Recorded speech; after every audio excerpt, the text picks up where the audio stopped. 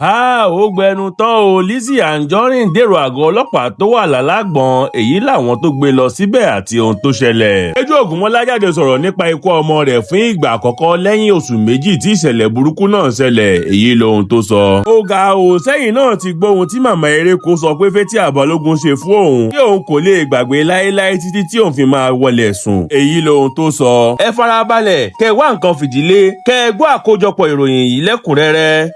Ó gbẹnu tán o. Lizzy Anjorin dèrò àgọ́ ọlọ́pàá tó wà lálágbọ̀n, èyí làwọn tó gbé lọ síbẹ̀ àti ohun tó ṣẹlẹ̀. Ilẹ̀kẹ̀ májà sílé májà sóko, ibì kan sáà ló máa já sí. Ṣùgbọ́n ibi tí ilẹ̀kẹ̀ wàhálà ńlá tó ń mì lẹ̀gbẹ̀lẹ̀gbẹ̀ láàrin ọmọbìnrin tó ń ta góòlù àti atẹ́góòlù nì tí orúkọ rẹ̀ ń jẹ́ Asiri Monilọ́lá, ṣùgbọ́n táwọn èèyàn mọ̀ sí Monimos àti òṣèré ilẹ̀ wa tó máa ń talẹ̀ talé tó tún máa ń taṣọ nì. Lizzy Anjorin Lawal tí àwọn èèyàn tún mọ̀ sí èyí mẹ́sàn yóò já sí ni kò sẹ́ni tó ti mọ̀ báyìí o. Pẹ̀lú bí ọmọbìnrin yìí ṣe kọ ìwé ẹ̀sùn sí iléeṣẹ́ ọlọ́pàá tó wà lálágbọ̀n nípa Lizzy Anjorin. Òṣèré ilẹ̀ wa tó jẹ́ aya lọ́ọ̀dẹ Alhaji Lateef Lawal yìí fúnra ara rẹ̀ ló sọ pé obìnrin yìí ti mú ẹjọ́ òun lọ sọ́dọ̀ àwọn ọlọ́pàá lálágbọ̀n. Ó ní wọ́n ti ránṣẹ́ sí òun, bẹ́ẹ̀ lòun ti lọ jẹ́ ìpè wọn. Nígbà tí òṣèré ilẹ̀ wa tó mọ́ra dáadáa yìí ń ṣàlàyé ohun tó ṣẹlẹ̀, ó ní òun ò tètè mọ̀ pé Monimos ló mú ẹjọ́ òun lọ sí àgọ́ ọlọ́pàá, ṣùgbọ́n ìgbà tí òun débẹ̀ tí òun rí ni òun sọ fún àwọn agbófinró pé ọ̀rọ̀ náà ti wà nílẹ̀ tẹ́lẹ̀, àwọn sì ti gbé ẹjọ́ náà lọ sí ẹ̀ka tó yẹ kó mójútó irú ọ̀rọ̀ bẹ́ẹ̀, kódà wọ́n ti ń ṣiṣẹ́ lórí rẹ̀. Ó tẹ̀síwájú pé àwọn èèyàn Monimos ló lọ sí alágbọ̀n láti kọ̀wé ẹ̀sùn lórí òun. Ó ní lẹ́yìn tí obìnrin yìí kọ̀wé ẹ̀sùn lórí òun tán ló ṣẹ̀ṣẹ̀ bẹ̀rẹ̀ sí ní ṣe pàǹdà àwọn góòlù tí òun tà. Lizzy Anjorin ní àgọ́ ọlọ́pàá tí wọ́n lọ yẹn ni wọ́n ti máa ń bá Ìyábọ̀ Òjó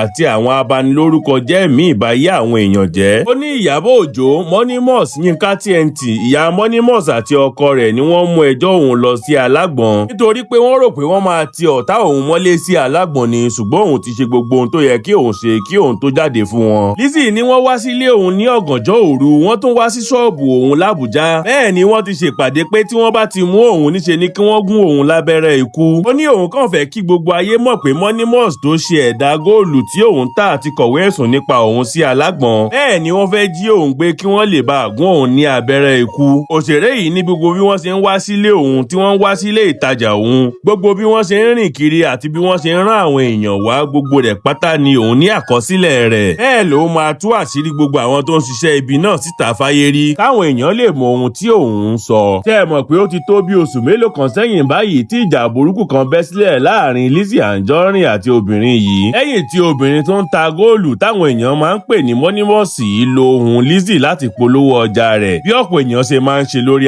ayélujára. Wọ́n ìgbésẹ̀ yìí kò tẹ́ òṣèré ilẹ̀ wa tóun náà máa ń ta góòlù yìí lọ́rùn, torí pé níṣe ló fi ìbínú jáde tó sì bú Monimos dáadáa. Ọ̀rọ̀ yìí sì le débi pé ìyá Monimos náà jáde sọ̀rọ̀ tí Lizzy Anjorin sì bú gbogbo wọn papọ̀. Ó tó wá di pé abiyamọ yìí wá jáde láti tọrọ àforíjì lọ́wọ́ Lizzy Anjorin. Ṣùgbọ́n kàkà kéwé àgbọ̀n dẹ̀ níṣe ló ń le sí lọ́rọ̀ náà dà pẹ̀lú bí Lizzy Anjorin ṣe jáde láti wá fi ẹ̀sùn ńlá kan ọmọbìnrin náà. Ó ní níṣe ni Monimos lọ ń ṣe àwọn ẹ̀dà àti pàǹdà àwọn góòlù tí òun tà tó sì fi ń ba ọjà òun jẹ́. Ó jọ pé ọ̀rọ̀ yìí àti oríṣiríṣi àwọn ọ̀rọ̀ míì tí òṣèré ilẹ̀ wa yìí ti sọ nípa Monimos ló jẹ́ kó lọ kọ̀wé ẹ̀sùn sí àgọ́ ọlọ́pàá tó wà ní alágbọ̀n tí wọ́n fi ránṣẹ́ pé Lizzy Anjorin. Ṣùgbọ́n ní koríta tá wà báyìí lórí ọ̀rọ̀ náà kò tí ì sẹ́ni tó mọbi tó máa yọrí sí, pàápàá jùlọ pẹ̀lú bó ṣe ti wà lálágbọ̀n tí Lizzy Anjorin náà sì ti sọ pé òun ti ń gbé àwọn ìgbésẹ̀ kan lórí ọ̀rọ̀ náà. Peju Ogunmola jáde sọ̀rọ̀ nípa ikú ọmọ rẹ̀ fún ìgbà àkọ́kọ́ lẹ́yìn oṣù méjì tí ìṣẹ̀lẹ̀ burúkú náà ṣẹlẹ̀, èyí lohun tó sọ. Gbajúmọ̀ òṣèrébìnrin ilẹ̀ wa tí àwọn èèyàn nífẹ̀ẹ́ sí dáadáa ni Peju Ogunmola tó pàdánù ọmọ kan ṣoṣo tó bí ní nǹkan bí oṣù méjì sẹ́yìn ti jáde fún ìgbà àkọ́kọ́ lẹ́yìn tí ìṣẹ̀lẹ̀ burúkú tó dá ọgbẹ́ ọkàn àdá ìjìnà sí ọkàn rẹ̀ ìṣẹ̀lẹ̀. Ó sì sọ̀rọ̀ nípa ìṣẹ̀lẹ̀ náà àti ìgbésẹ̀ tó fẹ́ gbé báyìí. Àgbà òṣèré tó jẹ́ aya lọ́ọ̀dẹ àgbà òṣèré ilẹ̀ wa Sunday Ọmọbọ́láńlé yìí sọ̀rọ̀ ìmúlọ́kànlé àti ìdúpẹ́ fún àwọn olólùfẹ́ rẹ̀, àwọn mọ̀lẹ́bí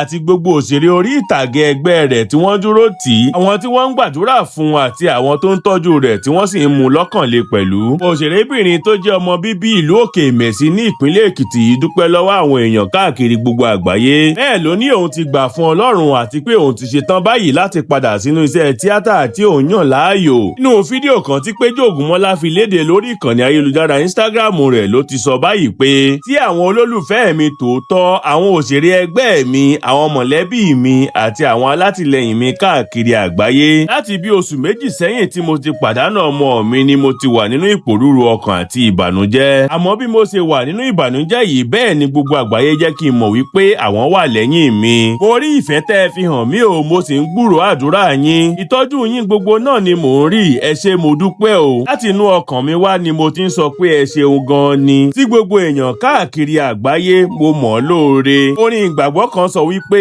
ìgbà tó bá tẹ́ wa lọ́rùn ìwọ ló ga jù. Yóò dẹ̀ tẹ́ wa lọ́rùn ìwọ náà ló ga jù Ọlọ́run. Mo ti gbà fọlọ́run pátápátá, ẹ ṣé mo dúpẹ́ o, mo mọ̀ ọ́ lóore o. Lónìí mo ti dìde lórí ẹsẹ̀ mi. Kì í ṣe nítorí pé ìrora àti ẹ̀dùn ọkàn náà ti lọ, ṣùgbọ́n nítorí pé mo mọ̀ pé ayọ̀ mi kún máa fẹ́ kí n ṣe bẹ́ẹ̀. Ohun tí mo nífẹ̀ẹ́ sí láti máa ṣe ń pè mí, ó sì ti tó àkókò fún mi láti padà sójú àwòrán tó jẹ́ àyè mi. Gbogbo àwọn onífíìmù, olùdarí eré, alágbèékalẹ̀ eré àti àwọn òṣèré ẹgbẹ́ mi lẹ́nu iṣẹ́ tíátà, ó ti padà dé pẹ̀lú okun àti ọgbọ́n tó ju tàtẹ̀yìnwá lọ. Ẹ jẹ́ ká tún ṣe eré àrà ọ̀tọ̀ mìíràn, iṣẹ́ yá. Báyìí ni Peju Ogunmola ṣe ṣe àlàyé nínú fídíò rẹ̀ yìí tí ọ̀pọ̀ àwọn olólùfẹ́ rẹ̀ àti àwọn alátìlẹyìn ìyá yìí kò sì lè pa ìdùnnú wọn mọ́ra nígbà tí wọ́n gbọ́ ohun tí àgbà òṣèré náà sọ. Níṣe ni wọ́n ki àdúrà mọ́lẹ̀ ní kíkankíkan fún àgbà òṣèré yìí, tí wọ́n sì ń sọ pé níṣe nínú àwọn ń dùn pé ó ti bọ́ aṣọ ọ̀fọ̀ dànù tó sì ti gbé ìṣẹ̀lẹ̀ náà kúrò lára. Ojú rẹ̀ sì ti dùn wò. Wọ́n sì ń gbàdúrà fún pé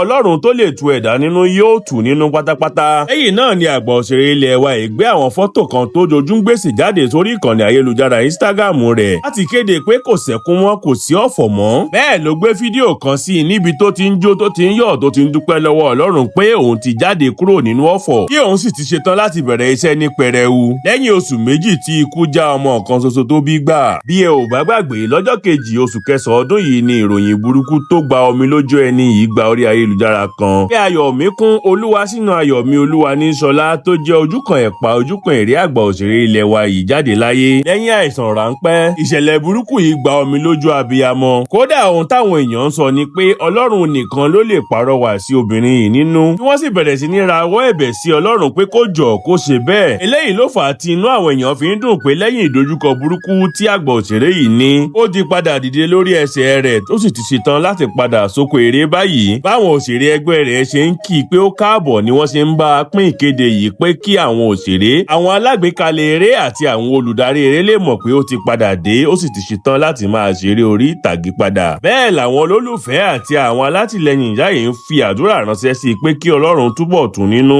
kó sì fi ayọ̀ àti ìbàlẹ̀ ọkàn tí kò lópin sí ọkàn rẹ̀ títí láéláé.